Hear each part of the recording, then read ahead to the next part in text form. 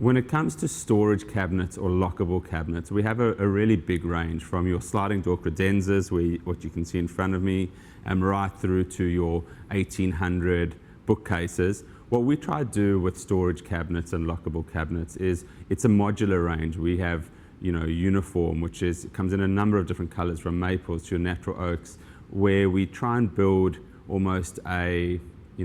joinery piece, but out of stock standard product that really should cover most uses, whether you're trying to divide space like what we're doing here, or potentially if you come over here with me, you'll see this is what we call our medium uniform, where you can see there's a single top on it, so it looks beautiful and smart, opposed to having two separate units. And then we do things like add small doors, where we can add a white handle or a black handle, just so that it starts to talk to the rest of the space, and it's not just an afterthought. Something like this, you might want to have your quick folders on the top and then have your lockable, more important stuff down at the bottom, depending on what the marketing or whatever team is looking to have easy access to and keep safe.